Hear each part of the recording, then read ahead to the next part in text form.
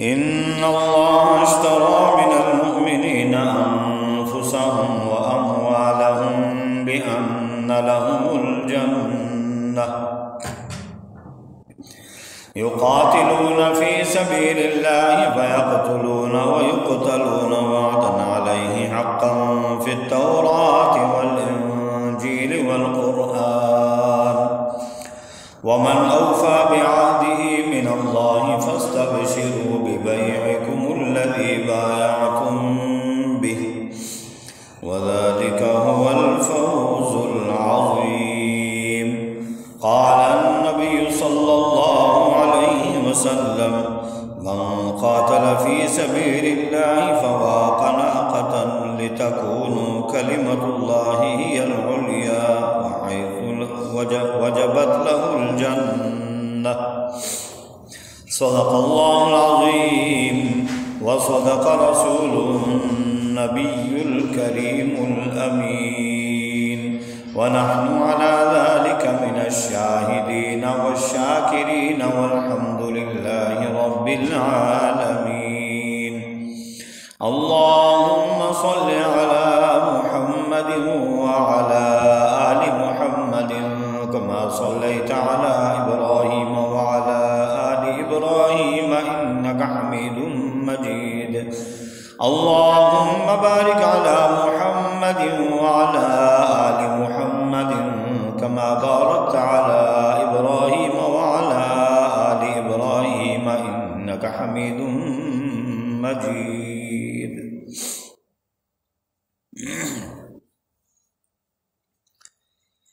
اللہ جل جلالہ کی کتاب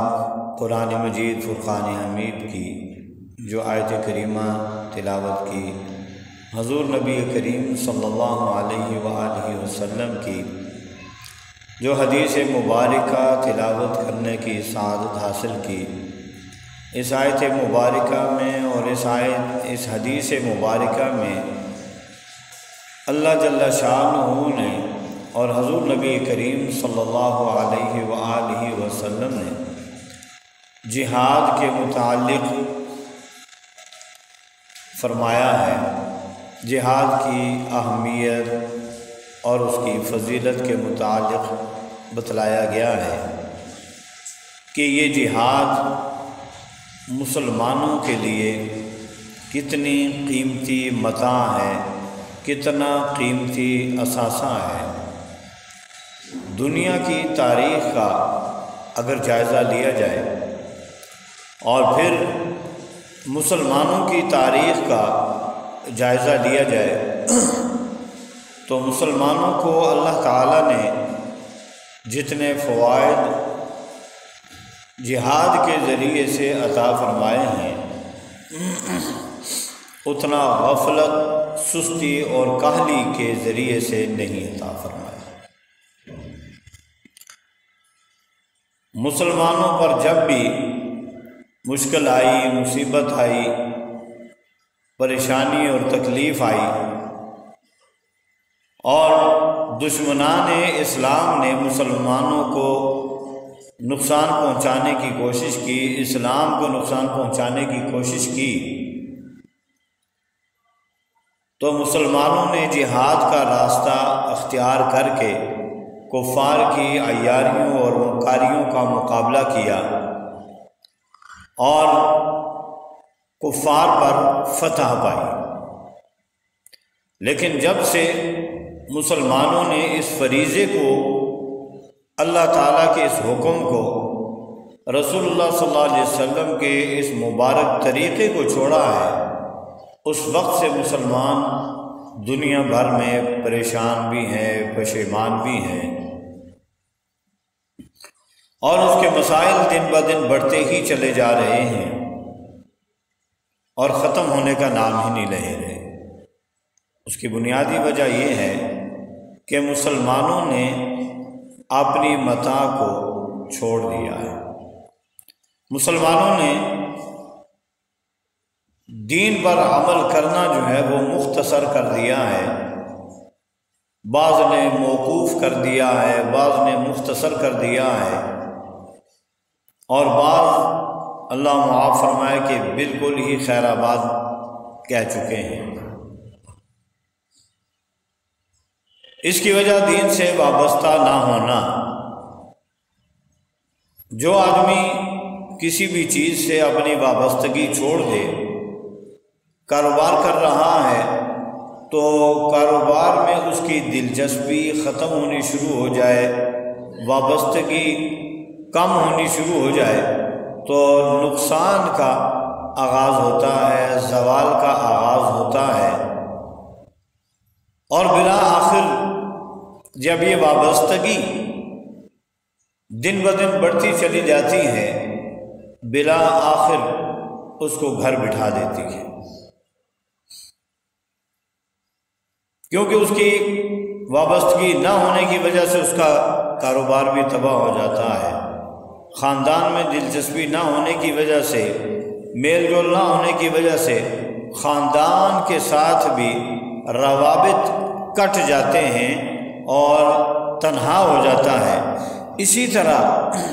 اللہ تعالیٰ نے جو دین عطا فرمایا ہے، اس دین کو چھوڑ دینے سے بھی مسلمان کی مسلمانی، مسلمان کا ایمان خطرے میں پڑ جاتا ہے۔ اس لیے جب تک مسلمان دین کے ساتھ صحیح معنوں میں جڑا ہوا تھا تو اس کا رعب، اس کا دبدبہ، اس کا جاہ و جلال دنیا کفر پر حاوی تھا، دنیا کفر اس سے مرغوب تھی، اور کوئی بھی مسلمانوں کو ستانے سے پہلے یا شرارت سے پہلے خوب سوچ بچار کرتا تھا کہ میرا انجام کیا ہوگا۔ لیکن جب سے قرآنی تعلیمات، رسول اللہ صلی اللہ علیہ وآلہ وسلم کی تعلیمات کو ہم نے چھوڑنا شروع کیا ہے، اس کے بعد سے ہماری ذلت اور رسوائی کا آغاز جو ہے وہ ہوا ہے، اور یہ ذلت اور رسوائی جو ہے وہ بڑھتی ہی چلی جا رہی ہے، اس لیے کہ ہمارا اسلام سے تعلق، دین سے تعلق، قرآن سے تعلق، حضور علیہ السلام کی تعلیمات سے تعلق جو ہے وہ کمزور ہوتا چلا جا رہا ہے، جس کی وجہ سے ہمارے نقصانات بڑھتے چلے جا رہے ہیں، حتیٰ کہ ہم لوگ جو ہیں بعض نام کی حد تک مسلمان رہ گئے ہیں، لیکن چونکہ اللہ کا دین ہے، اللہ تعالیٰ ہی اس دین کا حامی اور ناصر ہے، اور اللہ تعالیٰ ہی اس دین کو باقی رکھنے والا ہے، اور بہت سارے اللہ والے، اللہ کے بندے ایسے ہیں جو اس دین سے وابستہ ہیں اور اس دین کو لے کر جو ہے وہ دنیا میں پہنچانے کا فریضہ ادا کر رہے ہیں۔ اس لیے اللہ تعالیٰ سے امید ہے کہ اللہ تعالیٰ مسلمانوں کی غفلت کو دور فرمائے گا۔ علماء، صلحاء شب و روز جو ہے وہ دعائیں مانگ رہے ہیں کہ اللہ اپنے فضل و کرم سے مسلمانوں کو غفلت سے نجات عطا فرما، اور جب بھی مسلمانوں کا کوئی مسئلہ، کوئی مصیبت، کوئی پریشانی درپیش ہوتی تو مسلمان اللہ کے حضور میں گڑ گڑاتے، اس کے حضور میں دعائیں کرتے، التجائیں کرتے، اور اللہ کریم ان کی دعاؤں اور التجاؤں کو سن کر ان کے حال پر رحم و کرم فرماتے۔ اس آیت کریمہ میں بھی اللہ تعالیٰ ارشاد فرماتے ہیں، ان اللہ اشتری من المؤمنین انفسهم واموالهم بان لهم الجنہ، بے شک اللہ تعالیٰ نے مسلمانوں سے ان کی جانوں کو اور ان کے مالوں کو اس بات کے عوض میں خرید لیا ہے کہ ان کو جنت ملے گی۔ یقاتلون فی سبیل اللہ، وہ لوگ جو اللہ کی راہ میں لڑتے ہیں، اللہ کے دین کے لیے لڑتے ہیں، اللہ کی وحدانیت کے لیے لڑتے ہیں، رسالت مآب صلی اللہ علیہ وآلہ وسلم کی ناموس کے لیے لڑتے ہیں، صحابہ کرام رضوان اللہ علیہم اجمعین کی عظمت کے لیے لڑتے ہیں، فَيَقْتُلُونَ وَيُقْتَلُونَ، جس میں وہ قتل کرتے بھی ہیں اور قتل ہوتے بھی ہیں، قتل کیے بھی جاتے ہیں۔ وَعْدًا عَلَيْهِ حَقًّا فِي التَّوْرَاةِ وَالْإِنْجِيلِ وَالْقُرْآنِ، اس پر سچا وعدہ کیا گیا ہے تورات میں، زبور میں، تورات میں، انجیل میں اور قرآن میں۔ وَمَنْ أَوْفَى بِعَهْدِهِ مِنَ اللَّهِ،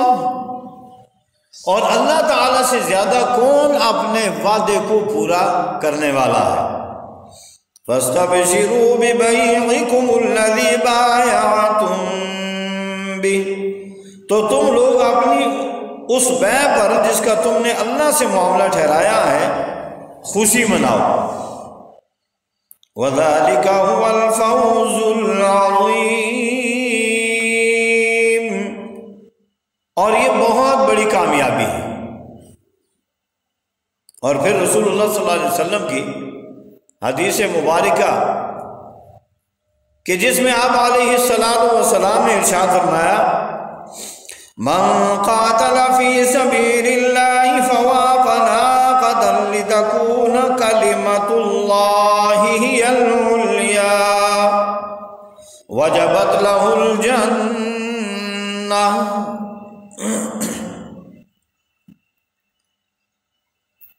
آقا دو جہاں خاتم النبیین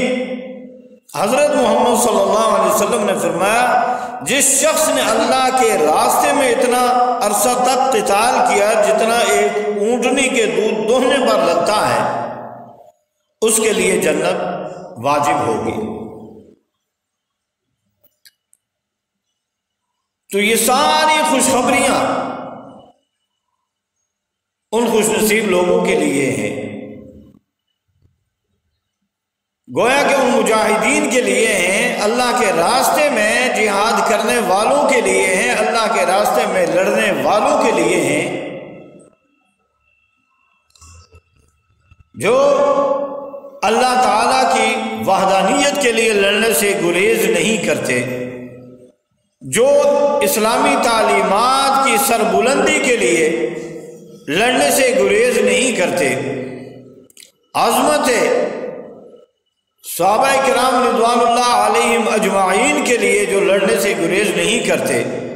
اور جو ناموس رسالت مآب صلی اللہ علیہ وآلہ وسلم کی عزت و عظمت کے لیے لڑنے سے گریز نہیں کرتے، ان لوگوں کے لیے اللہ تعالیٰ نے یہاں پر قرآن مجید فرقان حمید میں جن فضیلتوں کا اور بشارتوں کا اور خوشخبریوں کا تذکرہ فرمایا ہے، یہ وہ لوگ ہیں گویا کہ ان کی جد و جہد ہر فتنے اور فساد کے لیے ہوتی ہے کہ جو اللہ تعالیٰ کے دین میں شر پیدا کرنے کی کوشش کرے، اللہ تعالیٰ کے دین میں ملاوٹ کرنے کی کوشش کرے، یا اللہ تعالیٰ کے دین سے بغاوت پر لوگوں کو مجبور کرے، ایسے لوگوں کے لیے، ایسے لوگوں کے خلاف 1400 سال سے یہ جنگ جاری و ساری ہے اور قیامت تک جاری رہے گی۔ حضرت ابوبکر صدیق رضی اللہ تعالی عنہ 22 جمادی الثانی جن کی دنیا سے رخصتی کا دن ہے، حضور نبی کریم صلی اللہ علیہ وسلم کے دنیا سے تشریف لے جانے کے بعد جب فتنوں نے سر اٹھایا تو ان فتنوں کو کچلنے کے لیے حضرت ابوبکر صدیق رضی اللہ تعالی عنہ نے کسی بھی قربانی سے دریغ نہیں کیا، اور بعض نے زکوٰۃ دینے سے انکار کیا، یعنی زکوٰۃ کی جو اہمیت ہے اس کو مٹانے کی کوشش کی، اس کے خلاف صف آرا ہوئے، تو حضرت ابوبکر صدیق رضی اللہ تعالی عنہ نے ایسے بدبختوں کے خلاف جنگ کی۔ اور اسی طرح حضرت ابوبکر صدیق رضی اللہ تعالی عنہ کے دور میں جتنے بھی فتنے سر اٹھاتے تھے، مجاہدین اسلام حضور نبی کریم صلی اللہ علیہ وسلم کے فیض یافتہ حضرات صحابہ کرام رضوان اللہ علیہم اجمعین ان فتنوں کو دبانے کے لیے سرگرم ہو جایا کرتے تھے۔ اسی طرح دور فاروقی ہے، اس میں فتنوں کی سرکوبی کی جاتی رہی۔ دور عثمانی آیا، اس میں بھی جس فتنے نے سر اٹھایا تو صحابہ کرام رضوان اللہ علیہم اجمعین نے ان فتنوں کو جہاد کے ذریعے سے دبا دیا۔ اسی طرح حضرت علی رضی اللہ تعالی عنہ کا دور آیا تو فتنے سر اٹھاتے تھے، حضرت علی رضی اللہ تعالی عنہ بھی ان فتنوں کو ختم کر کے دم لیتے تھے۔ پھر حضرت امیر معاویہ رضی اللہ تعالی عنہ کا دور آیا تو اس دور میں بھی جہاد کا تسلسل جو ہے وہ رکا نہیں بلکہ بڑھتا چلا گیا۔ اور پھر ان کے بعد حضرت عمر بن عبدالعزیز چلتے چلتے بے شمار مجاہدین جو ہیں وہ آتے گئے اور اسلام کے خلاف بغاوت کرنے والوں کو کچلتے چلے گئے۔ پھر سلطان صلاح الدین ایوبی، ٹیپو سلطان، حیدر علی، محمد بن قاسم، طارق بن زیاد، اور پھر اس دور میں بھی جب انڈیا نے پاکستان کو تباہ کرنے کے لیے کوششیں کی، 1965 کی جنگ جو ہے اس کو دنیا کفر جو ہے وہ نہ بھولی ہے نہ بھول سکتی ہے، کہ جو حشر جو ہے وہ پاکستانی فوج نے اور عوام نے ان کا کیا وہ رہتی دنیا تک کو یاد رکھیں گے۔ آج یکجہتی کشمیر منائی جا رہی ہے پورے ملک میں بلکہ پوری دنیا میں۔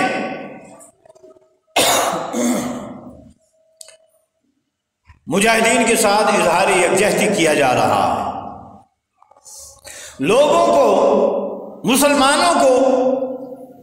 خاص طور سے ان کے ساتھ ہونے والے مظالم پر جو ہے رنج و غم ہے، مگر ایک نہایت ہی اہم بات ہے، سوچنے کے لائق ہے کہ ایک زمانے سے کشمیر کے مسلمانوں کو تباہ و برباد کیا جا رہا ہے، ان کی قتل و غارت ہو رہی ہے۔ ان یکجہتیوں سے، ان جلسے جلوسوں سے، ان لچھے دار تقریروں اور تحریروں سے ان کو کتنا فائدہ ہوا ہے، یا دنیا کفر نے کتنا ان پر ظلم سے ہاتھ کھینچ لیا ہے۔ زمانہ گواہ ہے، آج بھی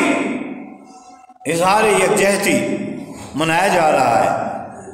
مگر اس کے لیے میدان میں جو قوتیں ہیں وہ دینی جماعتیں ہیں، اور دینی جماعتیں ہمیشہ قانونی راستہ اختیار کرتی ہیں تاکہ قانون کے ذریعے سے سب سے پہلے ہر مسئلے کا حل جو ہے وہ تلاش کیا جائے۔ اس کے لیے دینی جماعتیں جتنی بھی ہیں وہ میدان میں ہیں اور وہ گوشاں ہیں، اور بعض سیاسی پارٹیاں بھی جو ہیں وہ کر رہی ہیں کچھ اپنے طور سے، مگر اس کا ان کو کتنا فائدہ ہوا ہے کوئی بتلا سکتا ہے؟ ان کے ساتھ ہونے والے مظالم میں کمی آئی ہو، یا ان کی دکھ تکلیف میں کوئی جو ہے وہ کمی آئی ہو، ان پر ہونے والے ظلم و ستم میں کمی آئی ہو، کچھ بھی نہیں ہے، بلکہ جو جو وقت گزرتا جا رہا ہے ان کی تکلیفیں، ان کی مصیبتیں، ان کی پریشانیاں اور ان پر ہونے والے مظالم میں اضافہ ہی ہوتا چلا جا رہا ہے۔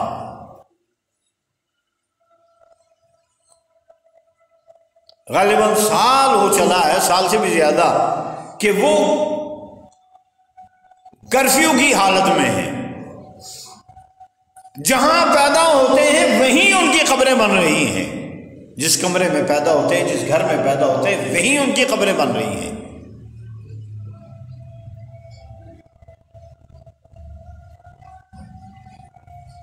بسا اوقات کسی بھی جگہ پر کوئی مشکل کسی شخص کو پیش آ جائے تو لوگ جو ہیں اس کے ساتھ مدد کی کوشش کرتے ہیں، اس کے دکھ درد میں شرکت کرتے ہیں، تاکہ اس مجبور، بے بس اور حادثے کا شکار ہونے والے شخص کے ساتھ اظہار یکجہتی ہو۔ طریقہ کار اب اس کا بھی بدلتا چلا جا رہا ہے۔ مثلا جیسے یہ ہماری سوسائٹیاں ہیں، یہاں پر کوئی تکلیف میں ہو، پریشانی میں ہو، مصیبت میں ہو تو ساتھ والوں کو پتہ ہی نہیں ہوتا، اگر پتہ چل جائے تو پھر بھی یہ کہا جاتا ہے کہ یہ اس کا مسئلہ ہے، چاہے اس کا مکان گر جائے، چاہے وہ خود کہیں گر جائے یا کسی بھی حادثے کا شکار ہو جائے تو ہم کہہ دیتے ہیں کہ یہ اس کا ذاتی مسئلہ ہے۔ البتہ دیہاتوں میں چونکہ سادہ لوگ ہوتے ہیں اور ہم ان کو جاہل بھی کہتے ہیں، گنوار بھی کہتے ہیں، مگر وہاں کوئی ایسا حادثہ ہو جائے، کسی کا مکان گر گیا تو ایک دم سارے مل کر جو ہیں وہ اس کے مکان کو کھڑا کر دیں گے، اور یہاں اس کی مدد کریں گے۔ کوئی اس کے جانور وغیرہ اس حادثے کا شکار ہوئے ہیں تو ہر کوئی جو ہے وہ مل کے اس کے جانوروں کی بھی گنتی پوری کرنے کی کوشش کریں گے تاکہ اس کے نقصان کی زیادہ سے زیادہ تلافی ہو جائے۔ شہروں کا معیار الگ ہے، دیہاتوں کا الگ ہے، اور ہمسائیگی کا حق ادا کرنے کی کوشش جو ہے ہر جگہ ہوتی ہے۔ دیہاتوں میں ذرا زیادہ ہوتی ہے، کسی ہمسائے کو کوئی تکلیف پہنچ جائے تو ارد گرد کے سارے ہمسائے جو ہیں وہ اس کے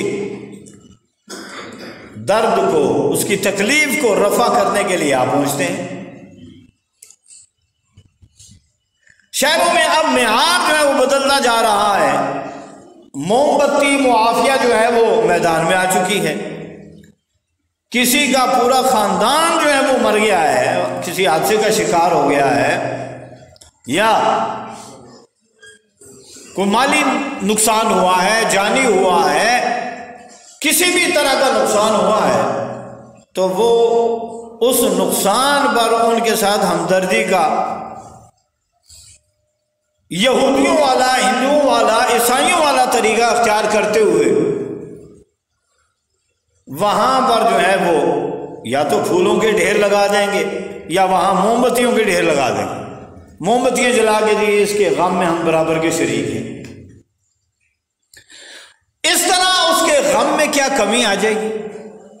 اس کی پریشانی دور ہو جائے گی؟ قطعی طور پر نہیں۔ لیکن جو اسلام نے ایک طریقہ اور سلیقہ عطا فرمایا ہے، ایک نظام عطا فرمایا ہے انسان کو انسان کے ساتھ ہمدردی کا، دنیا کے تمام مذاہب جو ہیں وہ یہ طریقہ اور سلیقہ نہیں رکھتے جو مسلمان محمدی طریقہ رکھتے ہیں۔ جب مہاجرین آتے تھے مدینہ شریف میں یا مکہ میں، مدینہ میں، تو کس طرح جو ہے وہ قربانیاں ایک دوسرے کے لیے دی جاتی تھی۔ صحابہ کرام رضوان اللہ علیہم اجمعین محمدی تعلیم کو مد نظر رکھتے ہوئے بعض جو ہیں وہ اپنی 2 یا 4 بیویاں ہوتی تو ان میں سے ایک کو طلاق دے کر کہتے کہ اس کے ساتھ شادی کر لو، اپنے گھر میں سے آدھا مال ان کے سپرد کر دیتے کہ میرا بھائی اس وقت تکلیف میں ہے، پریشانی میں ہے، مشکلات کا شکار ہے، اس کی تکلیف میں، پریشانی میں، مشکلات میں کچھ کمی آ جائے، اس کے غم میں اس طرح شریک ہوں گا جس طرح رسول اللہ صلی اللہ علیہ وسلم نے مجھے اس کی تعلیم عطا فرمائی ہے۔ اور جب تک مسلمانوں کے پاس یہ جذبہ رہا، مسلمان تکلیف میں نہیں رہے، فوراً جو ہے اس کا بھائی مدد کو پہنچ جاتا، اسلامی بھائی، چاہے اس کا تعلق ہے یا نہیں ہے۔ آج بھی بہت سارے ایسے لوگ ہیں، جیسے کوئی عرب میں ملازم ہو یا اسی طرح کسی کے یہاں کام کر رہا ہو، اسے کوئی تکلیف پہنچے تو وہ جو ہے وہ پاکستان میں آ کر اس کے گھر تک کی کفالت باز کرتے ہیں۔ لیکن اسی طرح اگر کشمیر کا جائزہ لیا جائے تو ہمسائے ارد گرد ہمسائے ہیں۔ سب سے بڑا ہمسایہ جو ہے وہ کشمیر کے ساتھ پاکستان ہے، آزاد کشمیر ہے، افغانستان ہے، بنگلہ دیش ہے، اور اربوں کے ممالک کی قطار ہے۔ لیکن آج تک کوئی یکجہتیوں سے آگے بڑھا ہی نہیں، اس لیے وہ ابھی تک مظالم کا شکار ہے۔ اسی لیے لاکھوں جو ہیں وہ جوان، بچے، بوڑھے، عورتیں قتل ہوتے چلے جا رہے ہیں۔ اس میں جتنا احتجاج بڑھتا ہے اتنے ان کے مظالم میں اضافہ ہوتا چلا جاتا ہے۔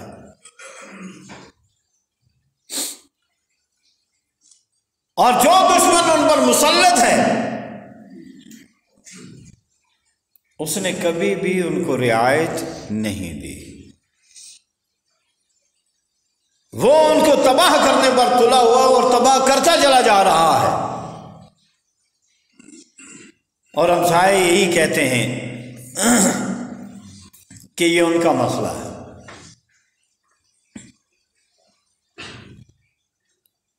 اور اگر جہاد کا راستہ اختیار کیا جاتا ہے، دنیا میں ہر مسلمان کو مظالم سے نکالنے کے لیے ایک یہی واحد راستہ ہے جو رسول اللہ صلی اللہ علیہ وآلہ وسلم عطا فرما کر گئے، اور قرآن اس راستے کے متعلق بتلاتا ہے، اس راستے کی اہمیت بتلاتا ہے۔ جا بجا قرآن مجید فرقان حمید میں جہاد کی اہمیت جو ہے وہ بتلائی گئی ہے۔ جنگ بدر میں 313 مسلمان ہیں اور کافروں کی تعداد 1000 کے لگ بھگ ہے۔ گویا کہ مسلمانوں سے ایک مسلمان اور 4 کافر، ایک مسلمان کا مقابلہ 4 کافروں نے کرنا ہے۔ تو اگر یہ سوچتے کہ ہم جو ہیں ہتھیار بھی مسلمانوں کے پاس نہیں ہیں اور جنگی ساز و سامان بھی نہیں ہے، مگر اس کے باوجود ان کفار کا مقابلہ کیا اور تاریخ گواہ ہے کہ عبرت کا نشان بنا کے چھوڑ دیا۔ اسی طرح جو آگے چلتے جائیں بہت ساری جنگیں ہیں، بعض جنگوں میں مسلمانوں کی تعداد ہزاروں میں ہے اور کفار کی تعداد لاکھوں میں ہے، اور ہزاروں والوں نے جذبہ محمدی لے کر میدان میں نکلے ہیں اور صفوں کی صفیں الٹ رہی ہیں اور کفار کو ان کے ساز و سامان سمیت تباہ و برباد کر کے رکھ دیا۔ اگر وہ کہتے نہیں ابھی ہم تیاری میں نہیں ہیں، ابھی ہمیں تیاری کرنی چاہیے، تو شاید وہ زمین کے اوپر نظر بھی نہ آتے۔ اور پھر اسی طرح جب 65 میں انڈیا نے، ہندو افواج نے کہا کہ ہم لاہور کی فلاں جگہ پر جا کر چائے پیئیں گے، ان کی چائے آج تک ایسا ڈرانا خواب بن گئی ہے کہ جس کو یاد کر کر کے وہ روتے ہیں کہ ہمارے ساتھ پاکستانی افواج نے اور پاکستانی مسلمانوں نے کیا کیا ہے۔ ایسا رگڑا دیا ہے کہ اب وہ مکاریوں اور عیاریوں کے ذریعے سے مسلمانوں کو تباہ کرنے پر تلے ہوئے ہیں، کیونکہ انہیں پتا ہے کہ ہم سامنے آنے کی ہمت نہیں رکھتے، گو کہ ہماری بڑی فوج ہے، بڑا اسلحہ ہے، پوری دنیا کفر ان کے ساتھ ہے، اور خطرہ انہیں یہ ہے کہ جب بھی مسلمانوں میں محمدی جذبہ بیدار ہو گیا ہم تباہ و برباد ہو گئے۔ اور یہودی جو ہیں وہ برملا کہتے ہیں کہ جس وقت مسلمانوں کی عشاء اور فجر کی نماز میں مسجدیں نمازیوں سے بھرنی شروع ہو جائیں گی، ہماری تباہی اور بربادی کا سلسلہ وہاں سے شروع ہو جائے گا۔ اور اسی لیے مسلمانوں کو نت نئے تحفے جو ہیں وہ آئے دن دیتے رہتے ہیں۔ یہ جو نیٹ کا نظام ہے، یہ جتنا بھی اس کا موبائل کا نظام ہے، پوری دنیا سے سستا جو ہے وہ مسلمانوں کے لیے ہے، پاکستان کے لیے ہے، حتیٰ کہ 500 روپے میں یا 300 روپے میں یا 100 روپے میں پورا مہینہ دنیا بھر کی غلاظت جو ہے وہ گندگی اس کا نظارہ کرتے رہو، کوئی لمبا چوڑا بل نہیں ہے۔ اور پھر جس طرح ہماری اولادیں جو ہیں اس خطرناک ہتھیار کے ہاتھ لگ گئی ہیں، اس کا اندازہ خود لگا لیں۔ آج اولاد جو ہے وہ والدین سے بات کرنے کے لیے تیار نہیں ہے، اس لیے کہ اس کو فرصت ہی نہیں ہے۔ جہاں بیٹھے گا موبائل نکال لے گا، اس کے ساتھ لگا ہوا ہے، نہ تہذیب سے اس سے کوئی لگاؤ ہے، نہ تمدن سے کوئی لگاؤ ہے، نہ آداب سے، نہ فرما برداری سے کوئی لگاؤ ہے۔ لگاؤ ہے تو ایک ہی چیز، یہود و ہنود کے چھوڑے ہوئے سلسلے سے یا ان کے فتنے سے انہیں ایسا لگاؤ ہے کہ اس کو کسی بھی وقت چھوڑنے کے لیے تیار نہیں ہے۔ اب تو اس کے نتائج دوسرے بھی آنا شروع ہو گئے ہیں، جس طرح وہ گیم وغیرہ جو ہے، پب گیم ایک مشہور اس کا ایک ہتھیار ہے جس کا شکار ہونا جو ہے وہ مسلمان بچے شروع ہو گئے ہیں۔ چند ایک کی خبر آ چکی ہے کہ وہ اس کو کھیلتے کھیلتے اتنے منہمک ہوئے کہ 24 گھنٹے لگے رہے اسی میں دماغ پھٹا ہو گیا۔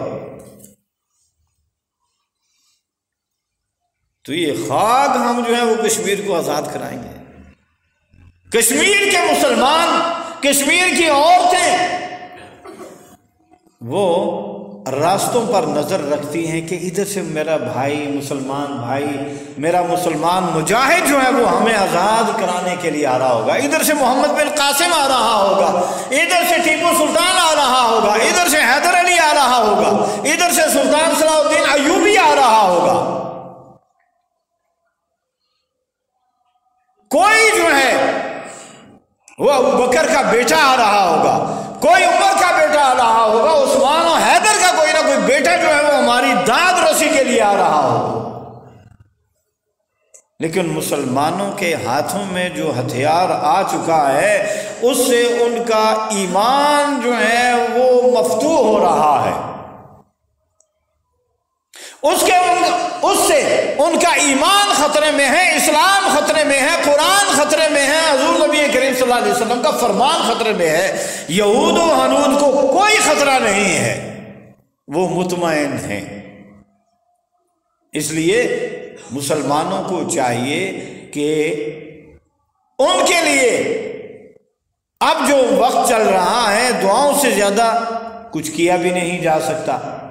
جب بھی کوئی حکم جو ہے وہ اوپر سے حکمرانوں کے ذریعے سے آئے گا، حکمرانی سطح پر جو ہے وہ ان کے مقابلے کے لیے تدابیر ہوں گی، تو وہاں سے جو ہے وہ ان کو فائدہ ہوگا۔ ہر آدمی جو ہے وہ ملک کا باغی نہیں بن سکتا۔ اللہ تعالیٰ نے ایک نظام دیا ہے، اس نظام کے تحت رہتے ہوئے، اسلامی تعلیمات کے ماتحت رہتے ہوئے ہمیں اس پر عمل کرنا ہے۔ اور زیادہ سے زیادہ اس وقت جو ہے وہ ان کے لیے دعا ہی کر سکتے ہیں، اللہ تو اپنے فضل و کرم سے ان کے ساتھ مہربانی والا معاملہ فرما، یا اللہ تو اپنے فضل و کرم سے ان کو دشمنان اسلام کے مظالم سے نجات عطا فرما۔ اللہ تعالی ہم سب کو ان کے لیے زیادہ سے زیادہ دعائیں کرنے کی، اللہ کے حضور میں التجائیں کرنے کی توفیق عطا فرما دے۔ وآخر دعوانا الحمدللہ رب العالمین۔ سنتیں ادا فرما۔